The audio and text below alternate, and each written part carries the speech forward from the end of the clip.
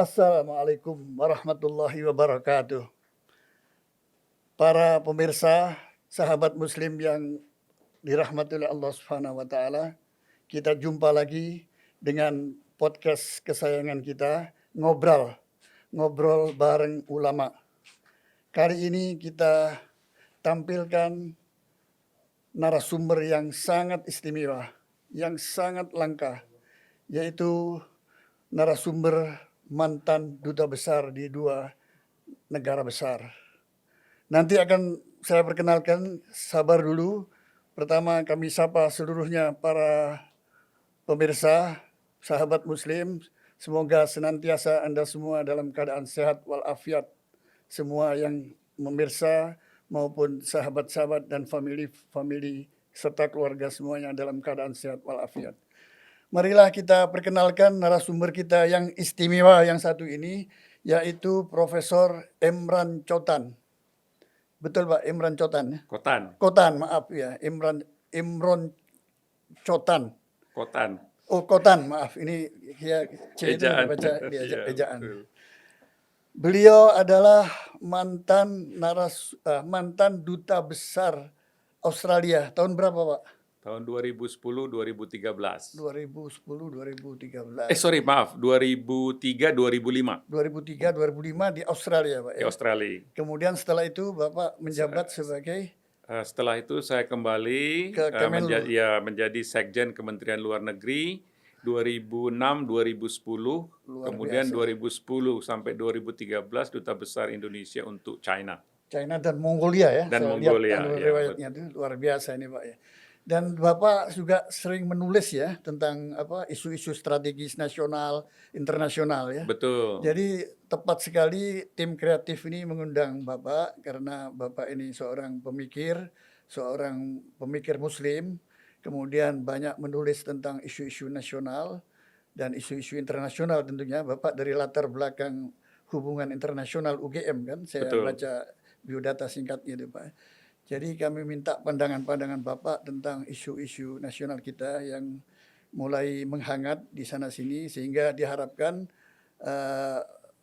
apa yang Bapak sampaikan, pandangan-pandangan Bapak ini banyak memberikan manfaat insya Allah kepada khususnya sahabat muslim di podcast ini, ya, terutama menyongsong pemilihan presiden tahun 2024. Karena sebagian dari bawah kita mendapatkan informasi, masyarakat ini masih awam Pak, masih belum mengerti harus bagaimana nih umat ini suaranya akan diberikan. Menjelang pilpres, menjelang pemilu biasanya sudah hangat dibicarakan di sana sini ya. Pesantren-pesantren sudah mulai ramai didatangi para tokoh ya. Masjid Majelis Taklim juga dihadiri oleh para tokoh ya. Sehingga masyarakat ini mau menentukan kepada siapa jatuhnya pilihan untuk pilpres itu dan pemilu ini juga.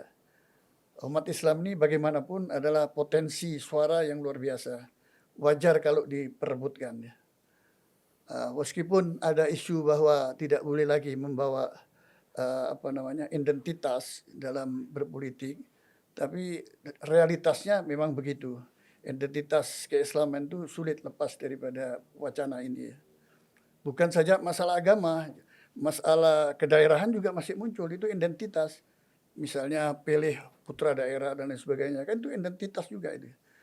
Nah, dalam kondisi objektif seperti itulah ya, masyarakat kita ini siap-siap akan menghadapi pilpres itu.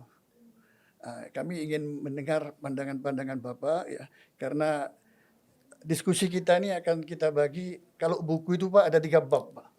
Jadi bab pertama itu tentang geopolitik Islam menjelang Pilpres 2024. Ini saya kira isu-isu yang saya kira perlu mendapatkan pandangan dari Bapak selaku ahli, selalu pakar dalam isu-isu nasional ini. Kemudian bab kedua, kalau buku ini Pak ya, episode kedua maksud saya, khazanah pemimpin yang dekat dengan umat. Ini persoalannya apakah pemimpin ke depan itu, pemimpin nasional maksud saya, menjelang 2024 ini, itu harus pengusaha, ataukah harus kiai, cendekiawan, atau politisi murni. Kan ini masyarakat masih ragu nih Pak, mana yang mau dipilih ini? Banyak pilihan ya, tapi yang mau dipilih ini yang mana nih?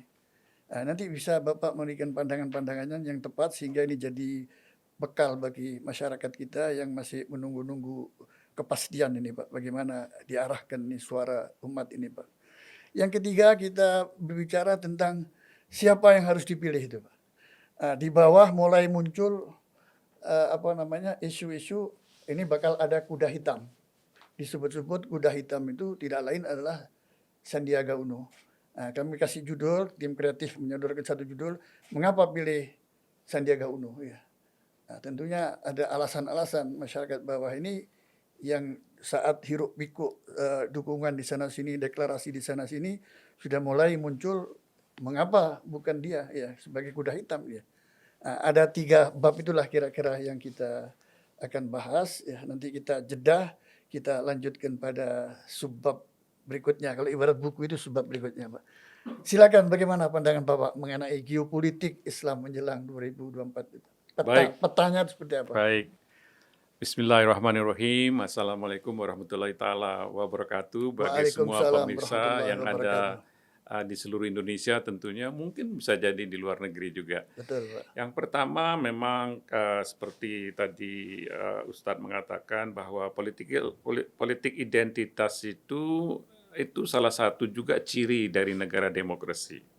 Ya, Politik identitas ciri demokrasi ya. ya, Ya. itu adalah mosaik dari suatu Betul, betul. sistem pemerintahan demokratis. Ya, Iya. seperti misalnya kita ambil contoh lah ya, Iya. Amerika Serikat yang sudah ratusan tahun menjadi negara demokrasi. Betul, betul. Di sana juga masalah identitas itu menjadi suatu hal yang memperkaya ya. Bagaimana kita banking on, bukan memanipulasi, tapi banking on dalam konteks positif. Iya.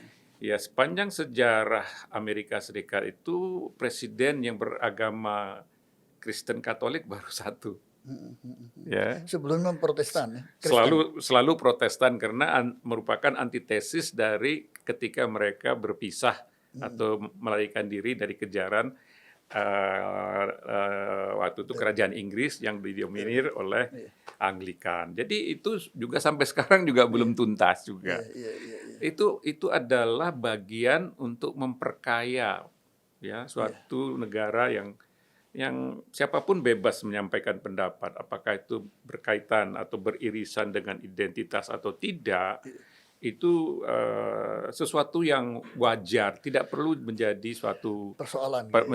dijadikan suatu permasalahan sehingga seolah-olah kalau politik identitas itu dipertentangkan dengan non-identitas sehingga terjadi 2 kubu yang saling bertentangan. Saya kira tidak gitu. Dan Indonesia juga merdeka, saya kira modalitas pertama Indonesia merdeka itu adalah syarikat Islam ya. Betul. Iya. Syarikat Islam. Jadi memang syarikat dagang Islam. ya syarikat dagang Islam. Jadi tanpa partisipasi umat Islam pun mungkin negara ini bisa berbeda begitu ya. Jadi tidak harus dipertentangkan lah begitu. Hanya saja energinya itu tidak disalurkan kepada hal-hal yang bersifat negatif. Iya. Nah, oleh karena itu Bung Karno juga mengatakan bahwa Indonesia itu sebagai suatu negara itu adalah hasil dari istimewa ulama juga. Iya. Ya, kita tidak menginginkan Indonesia ini menjadi negara berbasis agama tertentu termasuk agama Islam. Ya, tapi aspirasi umat Islam itu tertampung begitu ya. Nah, saya pernah hidup 10 tahun di Eropa. Ya. Kalau ada orang yang menanyakan, ketika Bapak hidup 10 tahun di Eropa itu menemukan tidak negara yang Islami? Saya menemukan, Pak. Saya tinggal di Switzerland, di Geneva itu 10 tahun, saya melihat mereka bagaimana menyeberangkan orang tua, bagaimana mereka menyeberang di jalan, di zebra cross itu, semua mobil berhenti, tidak ada klakson dan saling membantu. Begitu. Itu juga kan sebenarnya cerminan dari Islam dalam tindakan. Nilai-nilai Islam yang universal. Jadi saya kira bentuk negara kita ini sudah final, ya, dan itu juga merupakan bagian proses dari. Tidak perlu diperdebatkan perlu lagi. lagi. Selesai sudah. Tapi bagaimana aspirasi umat ini bisa disalurkan sehingga mencerminkan kenyataan politik di Indonesia bahwa mayoritas penduduknya itu adalah umat Islam. Jangan sampai terulang kembali bahwa umat ini hanya dihitung sebagai angka. Bagaimana? Silakan saja tokoh-tokoh siapapun yang mendekati, sepanjang dia mempunyai komitmen atau katakanlah mempunyai fakta integritas, kalau nanti saya terpilih, aspirasi umat akan saya tampung.